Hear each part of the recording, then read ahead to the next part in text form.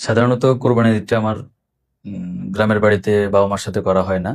ছোটবেলা থেকেই মাদ্রাসায় যেহেতু ঈদ করি, কোরবানির ঈদ। গত ২ বছর ধরে কোরবানির ঈদটা বাড়িতেই করা হয়। কিন্তু হতভাগা হচ্ছে যে বাবার সাথে কখনো কোরবানির ঈদটা ঐরকম করা হয় নাই। কারণ ছোটবেলা আগে বাবা ছিল বিদেশে, বাহিরে। তো যখন ছোটবেলা থেকে মাদ্রাসা ঈদ করাটা শুরু হলো, তারপর থেকে কোরবানির ঈদটা বাড়িতে করা হয় নাই। তো এই গত ২ বছর আগে যখন বাড়িতে ১ম ঈদ করতে গেলাম, আ বাবা মারা গেছে যে ৩ বছর হইল। তখন বাবার অনুভবটা আসলে বুঝতে পারলাম। একটা বাবা মা থাকলে বা কোরবানির সময় মুহূর্তটা থাকলে একটা সন্তান বাবার কাছে থেকে কোরবানির মুহূর্তটা থাকলে কতটা আনন্দ পায়, সেটা আমি আসলে অনুভব করতে পারলাম। আশপাশে যখন সবার বাবারা বলতেছে, "আসো গরু জবাই করব।" আ হুজুর আসছে, হুজুর গরু জবাই করবে।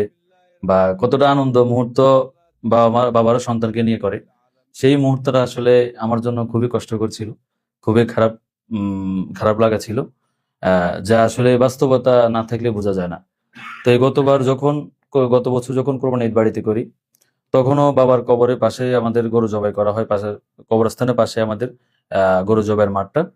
ওখানে যখন আমি গরু জবাই করি, পাশাপাশি বাবার কবরের দিকে তাকালে আমার মনে হয়, আজ যদি বাবা থাকতো তাহলে আসলেই মানে খুবই ভালো লাগতো। বাবারা পাশে থাকলে সন্তানরা গরু জবাই করবে বা সন্তান পাশে থাকবে, বাবারা এটা নিয়ে আলাদা একটা আনন্দ করবে। আসলে এটা অন্যদের পরিবারের দিকে তাকাইলে তখন বাবার অনুভবটা মনে হয় আরকি। যাই হোক, দোয়া করবেন আল্লাহ তাআলা যেন আমার বাবাকে জান্নাতুল ফেরদৌস দান করে।